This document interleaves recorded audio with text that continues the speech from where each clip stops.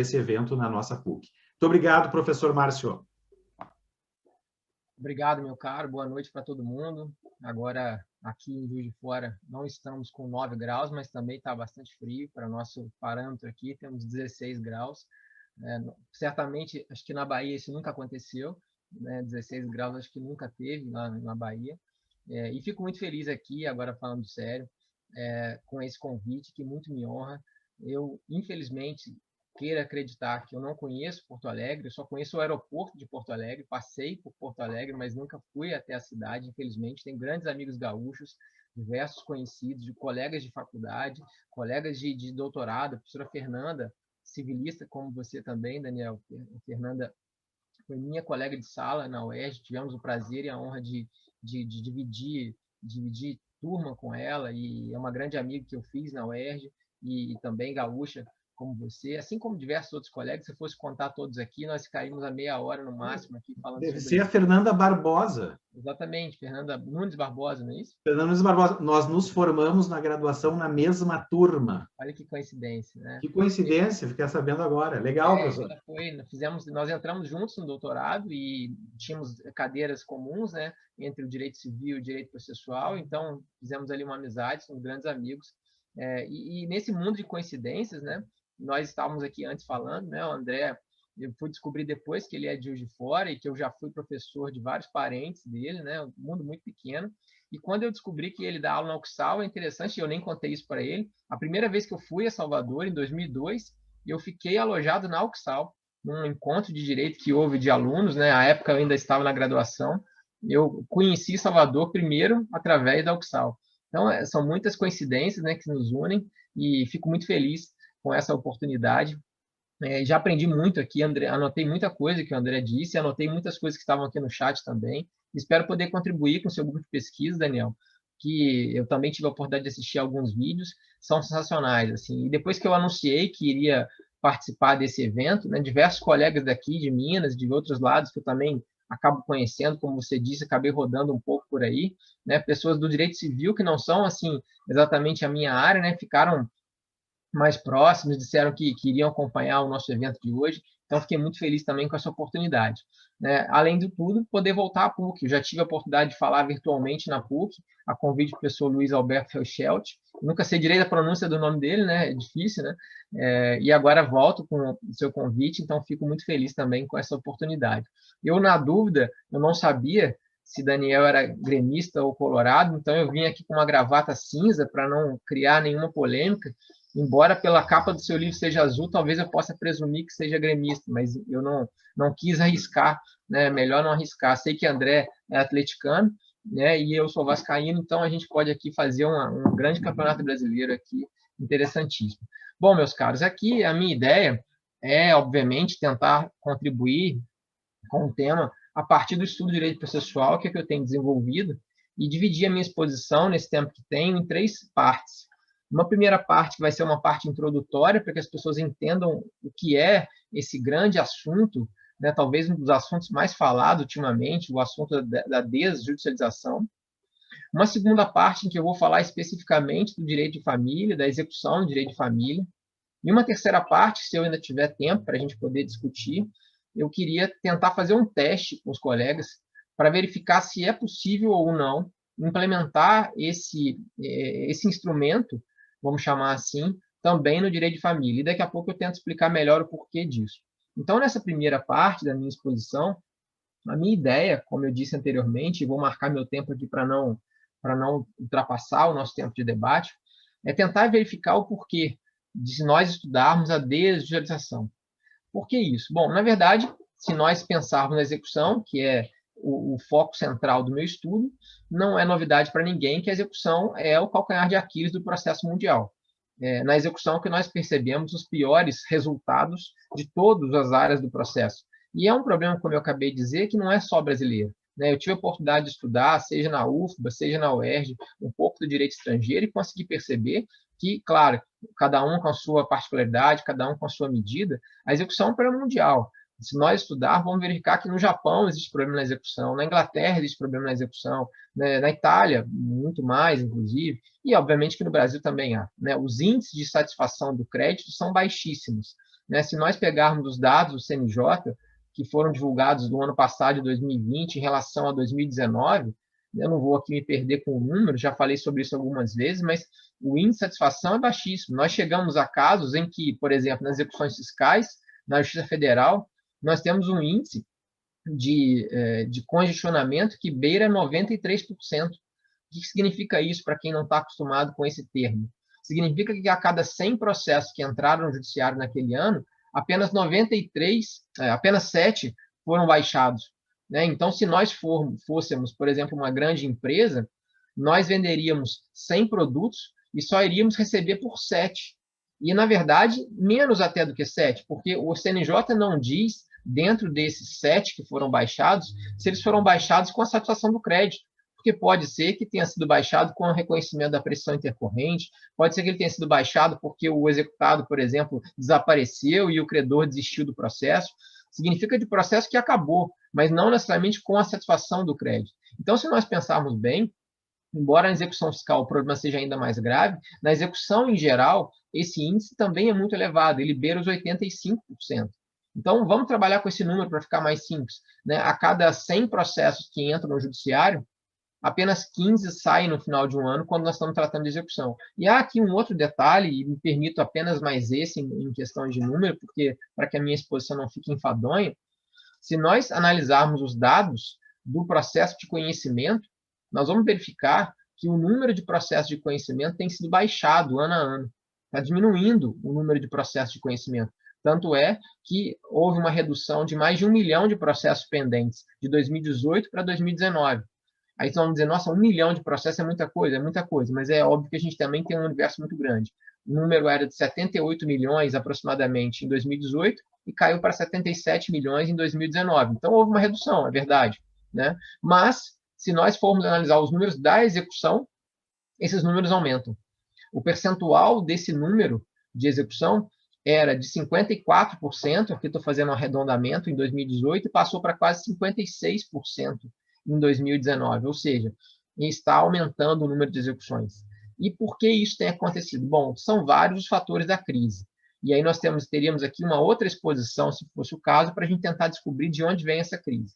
Mas uma das medidas que tem sido pensada para tentar mitigar essa crise, e aí eu falo mitigar propositadamente, porque eu tenho convicção plena de que isso não vai resolver o problema, isso vai abrandar o problema, é a estratégia da desjudicialização.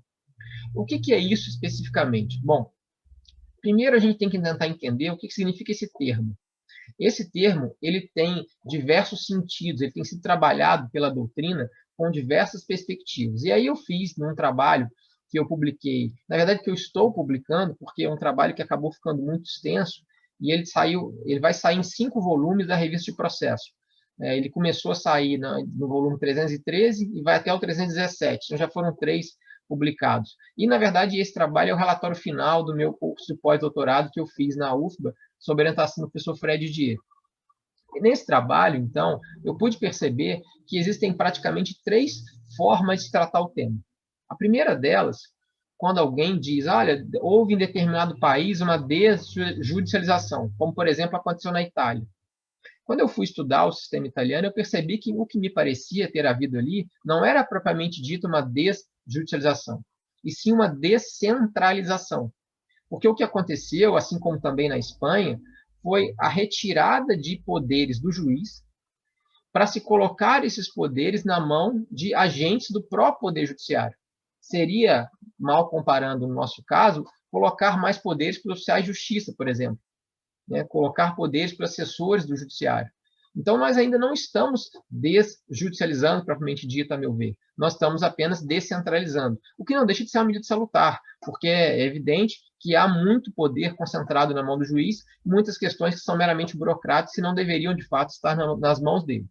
No segundo momento, um segundo termo, uma segunda conotação desse termo, melhor dizendo, que aí, de fato, me parece uma desjudicialização, é retirar os poderes do juiz e colocar na mão de terceiros fora da estrutura do Poder Judiciário. Que é o que aconteceu, por exemplo, no sistema português. O sistema português é, inclusive, uma das referências das normas brasileiras, dos estudos brasileiros, e daqui a pouco eu vou falar um pouco mais sobre ele. Lá no sistema português, a reforma essa que começou em 2003, depois em 2008 uma segunda onda de reformas, em 2013 uma terceira onda. Então os colegas podem perceber que não foi algo que aconteceu da noite para o dia, muito pelo contrário, né? A reforma do sistema português entregou ao que eles chamaram lá de agentes de execução, que são particulares estranhos ao Poder Judiciário, a prática de atos de força, atos coercitivos. Então, por exemplo, a realização de uma penhora, que hoje é feita, por exemplo, pelo nosso oficial de justiça, que faz parte do Poder Judiciário, lá é feita por esse agente de execução, que é um ente privado que recebe seus honorários a partir do momento que ele consegue expropriar aquele bem. Então, é uma outra premissa, é uma ideia de privatização, em certa medida, do processo. E uma terceira forma de se pensar a desjudicialização é talvez a forma mais profunda de retirada de poderes do juiz, que é a chamada desjurisdicionalização. Se a gente falar rápido, é difícil até de pronunciar, né? Porque, nesse caso, nós estamos tirando a execução do Poder Judiciário como um todo. Nós estamos levando ela para outro poder. Nós estamos levando ela, por exemplo, como acontece no sistema sueco, para o Poder Executivo. É o Poder Executivo que toma conta da execução, através de agências do Poder Executivo. E os resultados que a gente teve, que eu tive acesso, claro que, né, são resultados de obras de direito comparado, são resultados positivos. É evidente que não dá para a gente dizer que porque funcionou na Suécia, vai funcionar no Brasil, né, mas é apenas um panorama geral que eu estou fazendo do tema para que as pessoas entendam. Então, na verdade, se eu estou conseguindo ser claro e as pessoas estão conseguindo me acompanhar, nós estamos percebendo que isso é uma tendência mundial, né? A retirada de poderes das mãos do juiz no que se refere à tutela executiva é uma tendência mundial. E essa tendência mundial está aqui acontecendo no Brasil. E acontece no Brasil, e os colegas aqui do Direito Civil sabem isso muito melhor que eu, já há algum tempo, né? Nós já estamos vivendo um momento de desjudicialização, né? Eu vou citar apenas alguns exemplos aqui, como a separação e o divórcio extrajudiciais, a retificação de registro civil de pessoas transgênero, regulação fundiária, alienação particular, os negócios de direitos processuais foram citados pelo professor André Paradella, as execuções extrajudiciais, que na verdade vão de muito tempo atrás, né? Já vem do Decreto-Lei 70 de 66, a Lei 9.514 de 97, ou seja, nós já temos exemplos muito relevantes e, de certa medida, exitosos de retirada de competência do Poder Judiciário, sendo entregue essa competência para os mais diversos sujeitos que a gente pode chamar aí desse devido processo legal ou devido processo constitucional, como preferem alguns autores. E aí, efetivamente, agora, o que nós estamos percebendo é talvez um grande passo, talvez, para usar uma expressão baiana, talvez o passo mais ousado que o legislador está dando em direção à desjudicialização, pelo menos assim me parece, que é a entrega da execução. E aí, quando eu falo execução, eu estou falando execução civil, entendam meus colegas aqui, execução não criminal, né, porque aí abrangeria não só a execução civil entre pessoas particulares, mas também a execução fiscal para outros agentes que não sejam necessariamente integrantes do Poder Judiciário. Então, hoje no Brasil, a gente tem um debate que está bastante aceso, basicamente por conta de 2 projetos de lei que foram apresentados em 2019 que visam a desjudicializar a execução. Eles têm premissas diferentes e eu vou me permitir enfrentar um pouco mais, que foi o que eu me debrucei, o projeto de lei 6204 de 2019, porque esse que é, na verdade, o foco central do meu texto, esse que, como eu citei no começo, está sendo publicado pela REPA. Mas o outro projeto de lei, os colegas quiserem conhecer, é o 4257, também de 2019, e aí ele tem o destino de mudar a execução fiscal. Eu, inclusive, tive a oportunidade de participar de uma live recentemente com o pessoal da PGE de Alagoas. Essa live está lá no meu canal do YouTube, @professor Márcio Faria. Se o pessoal quiser conhecer, aí eu só falei da execução fiscal.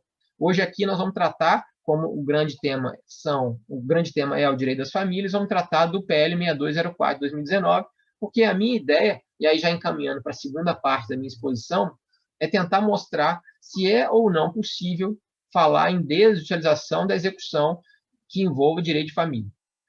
Pois bem, só para a gente poder ter uma ideia, portanto, o que esse PL 6204 faz? Quais são as grandes premissas desse PL? A ideia central desse PL é retirar a execução do Poder Judiciário e levá-la para o tabelionato de protesto. Então, o credor, seja munido do título judicial, seja do título extrajudicial, porque o PL não faz diferença nesse sentido, desde que a obrigação seja pecuniária, então não estamos tratando aqui de obrigações de fazer, não fazer, ou entrega de coisa diferente de dinheiro.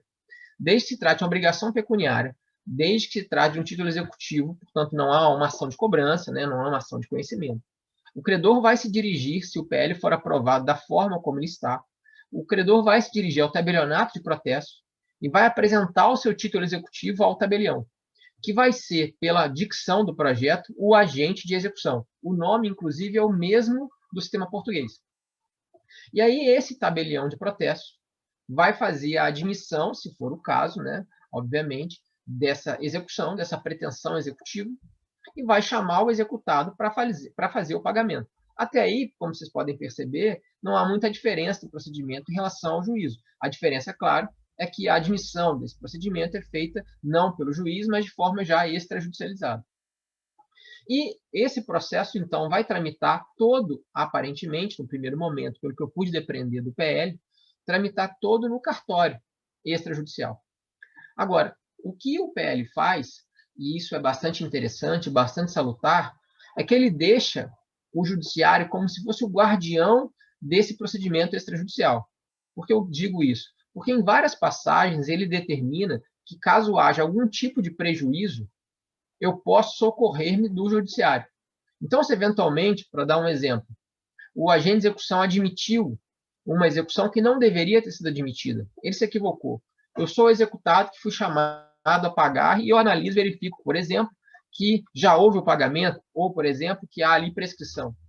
E, portanto, não deveria ter sido admitida aquela execução pelo tabelionato.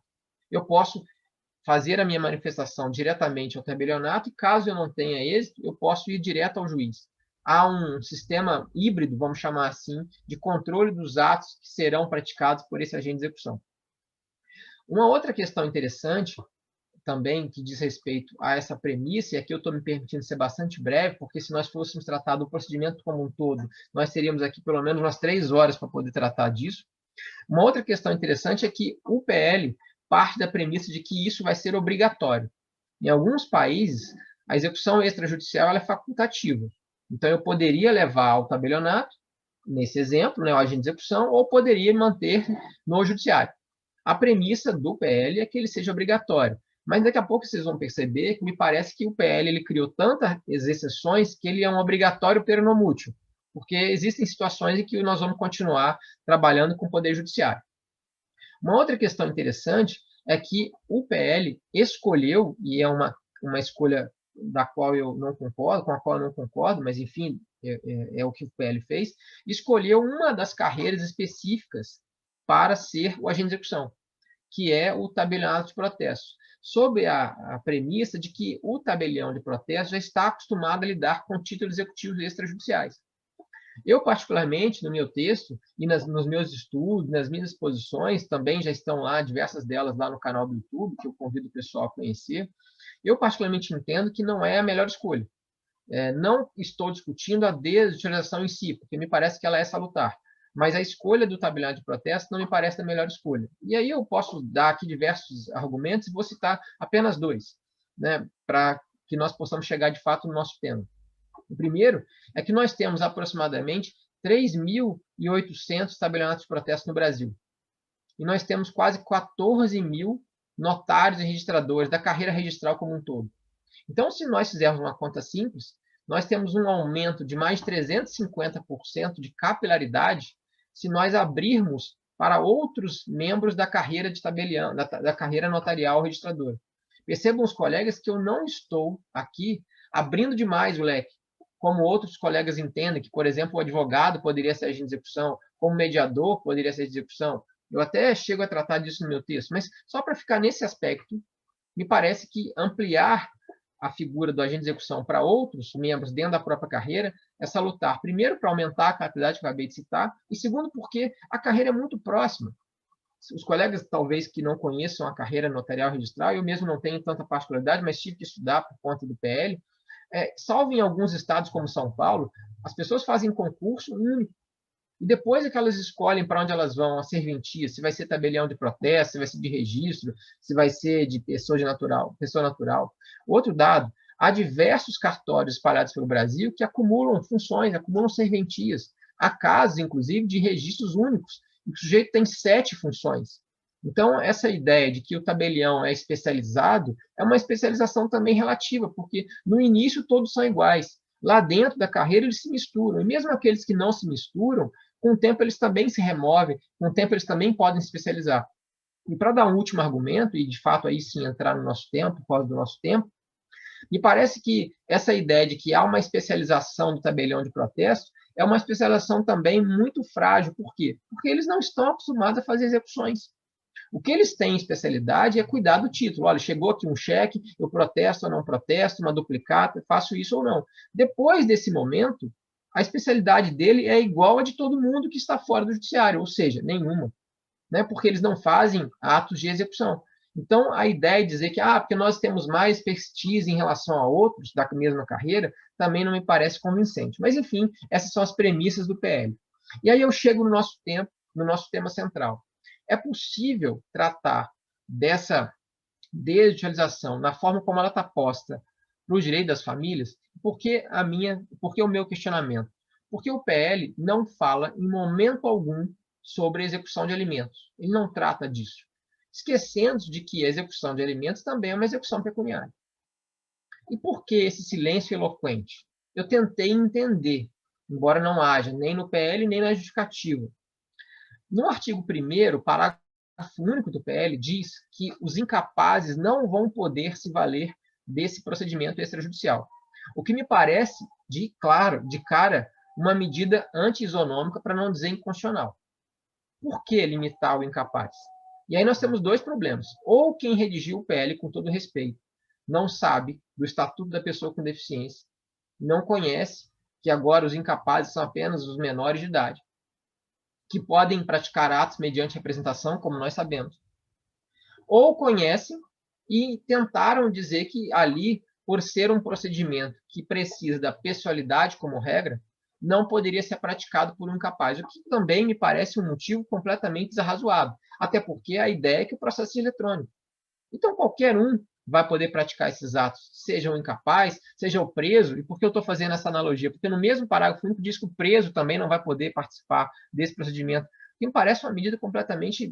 Eu só consegui achar esse dispositivo lá na Lei dos Juizados, de 9.099, porque parece cópia, inclusive, da Lei do Juizado.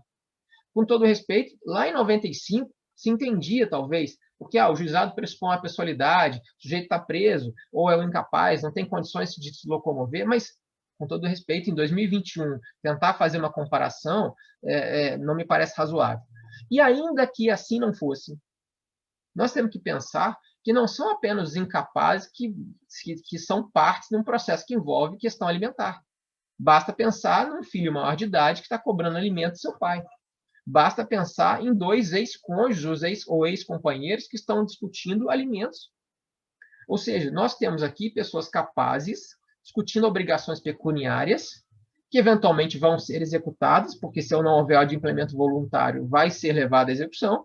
E por que então não pensar na desjudicialização? Uma crítica poderia ser: nós temos um processo de segredo de justiça. Ora, basta decretar o segredo de justiça da mesma maneira, de forma extrajudicial. Ou, afinal de contas, o divórcio e a separação extrajudiciais também não envolvem questões da intimidade das partes? Então, me parece que esse argumento é desarrazoado. O segundo ponto é que, será que, nesse caso, manter a execução de alimentos dentro do Poder Judiciário é, de fato, a medida salutar? A única observação que eu poderia presumir, porque, como eu disse, isso não está escrito, não está nada dito, né? E eu conheço os autores do PL, as obras que eles escreveram estão aí, e ninguém fala sobre isso. Ontem mesmo, para preparar essa palestra, eu revisei o tema e não encontrei. É que nós temos na execução, como nós sabemos, a possibilidade do rito da prisão.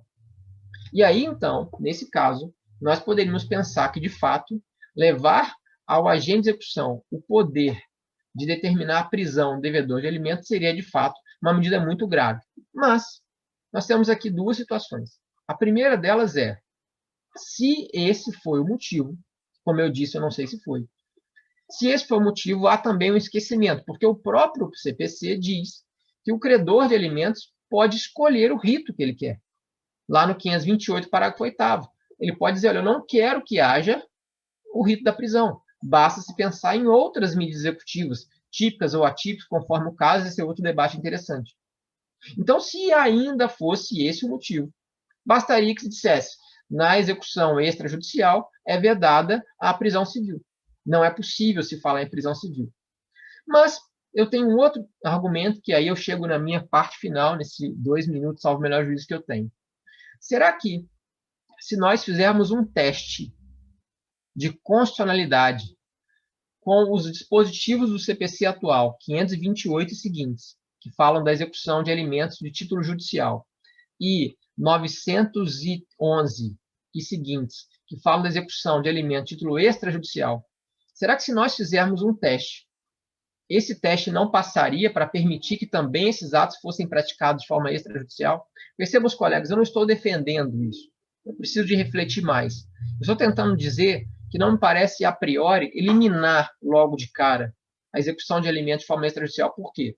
Porque nós estamos pensando que isso aqui é uma medida que é, em tese, melhor do que a atual. Porque se fosse ruim, eu não precisava estar pensando nisso. E nós temos aqui um bem da vida que é talvez um dos mais relevantes, que é a verba alimentar. Então, se nós tivéssemos que colocar numa balança, qual era o que eu tenho que dar prioridade? É exatamente a verba alimentar. E se eu tenho um procedimento que é melhor do que o atual, por que fechar as portas logo de cara para ele? E por isso, então, eu quero propor esse teste. Se nós pensarmos, analisando os dispositivos, será que, de fato, existe tamanho problema? Vamos pensar a partir do 528. O 528, Daniel, se quiser me ajudar, pode colocar no chat. Eu não estou conseguindo acompanhar, mas ele diz, no cumprimento de sentença que condene, que condene ao pagamento de prestação alimentícia ou de decisão interlocutória que fixe alimentos, diz, o juiz, a requerimento do exequente, troque a expressão juiz e coloque o agente de execução, a requerimento do exequente, mandará intimar o executado para, em 3 dias, pagar ou provar que não pode fazer. Eu pergunto aos colegas, intimar alguém, ato de ciência, ato de comunicação, é um ato que precisa ser praticado pelo juiz? Considerando que, sempre dizendo isso, quem admite a execução pelo PL é o tabelião, é o agente de execução. Então, ele já admitiu a execução. Já admitiu. Mandar ouvir a parte para que ela possa vir e pagar, será que é um ato que precisa ser praticado pelo juiz? A gente sabe que não. O CPC 2015 já permite que o advogado intime a parte contrária. Não é? Então, será que esse ato é um ato que não poderia ser desjudicializado? Bom, vou seguir no texto. E aí vou ser bastante breve, escolhi só alguns pontos, a gente pode voltar neles depois.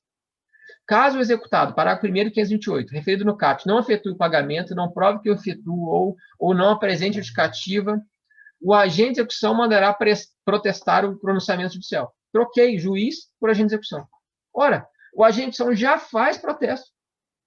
Né? Na premissa do PL, ele já faz o protesto. Então, por que eu preciso que o juiz mande protestar? Ora, afinal de contas, ele já faz isso. Hoje ele faz isso sem precisar de decisão judicial. Se eu levar um título executivo ao tabelionato, ele vai protestar. Ele não precisa o juiz para poder me autorizar. Até a CDA, né, o Supremo já disse que é constitucional protestar a certidão dividativa. A Fazenda Pública faz isso.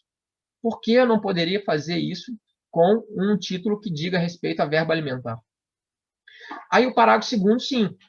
Quando ele vem e diz que a impossibilidade de pagar justifica o inadimplemento, isso é uma decisão. É uma decisão que me parece deve ser reservada ao juiz. Então eu vou, como executado, dizer, olha, eu não tenho condições de pagar por conta disso, então vamos ter que analisar se prossegue ou não prossegue a execução. Esse é um ato que deve ser mantido com o juiz. Mas, como eu disse, há uma premissa de diálogo entre execução judicial e extrajudicial com o PL. Então, essa seria uma situação a ser levada ao juiz. Eu sou devedor, não tenho condições, eu peticiono ao juiz, que inclusive já está definido pelo PL, é o juiz competente. E aí eu poderia, seguindo no 528, me parece que dificilmente a gente encontraria alguma dificuldade, a não ser, claro, a ideia da prisão de alimentos, da prisão do devedor de alimentos. Mas ainda assim, se nós formos bastante liberais, e eu tenho até receio disso, mas enfim, para ficar aí para o pessoal pensar, por que não imaginar na seguinte situação? Eu tenho a prisão civil, e ela não pode, obviamente, ser decretada pelo agente de execução, mas o agente de execução poderia informar o juízo, dizendo que houve um inadimplemento, de que essa medida foi requisitada pelo credor, o juiz, então, decreta a prisão civil e quem vai cumpri-la vai ser o agente de execução, e, na verdade, nem o próprio agente de execução, né? Quem vai cumprir, eventualmente, é a força policial. Se nós pensarmos bem, o oficial de justiça não cumpre prisão, né? Quem determina a prisão na prática, o oficial de justiça vai lá ao lado da PM, né, ou da polícia, para realmente praticar o ato de força, de recolher o sujeito à prisão. Então, esse ato de comunicar o juízo e o juiz deferir a prisão, me parece que também não há dificuldade. Mas, enfim, se nós formos mais conservadores, né, dizendo, ó, se tiver que ir para a prisão, vai ao judiciário, sem prisão, eventualmente se mantém aqui no tribunal de protesto. E para terminar, porque acho que meu tempo já também se esgotou, se nós fizermos a mesma coisa em relação ao título extrajudicial, não vejo também qualquer dificuldade, com exceção da ideia do crime de desobediência, que fala em algumas passagens, né? Salvo engano, fala também no título judicial, que se o juiz oficiar a empresa, né, a fonte pagadora, e ela não descontar o valor na fonte, isso é caso de crime de desobediência. Aí me parece que seria o caso do agente de execução oficiar da mesma maneira o juiz, dizendo, olha, a empresa não reteve lá 10% do salário do devedor, e aí, então, Sua Excelência, verificando esse inadimplemento, veja o que fazer, se vai determinar o crime de desobediência ou qualquer outra medida para a empresa. Então, eu acho que dá para a gente dialogar e vedar logo de cara, e, portanto, a execução extrajudicial, como eu disse, para efeitos de conclusão, me parece pensar, com todo o respeito e toda a vênia que eu tenho aos colegas que trabalham no tema, de uma forma muito conservadora. E olha que eu sou mineiro, né? Mineiro normalmente é um sujeito conservador. Mas como eu andei por aí, eu acabei aprendendo algumas coisas e eu queria aqui terminar com uma citação de uma música dos Novos Baianos, Tinino Trincando, que diz: porque quem vai de não, não chega não. Se a gente começar logo de cara, fechando as portas, a gente não vai chegar. Então, essa é uma reflexão que eu trouxe aos colegas, espero que o pessoal tenha apreciado e estou à disposição para o debate. Muito obrigado mais uma vez pela oportunidade. Muito obrigado, professor Márcio, excelentes ponderações. Eu fico com essa pulga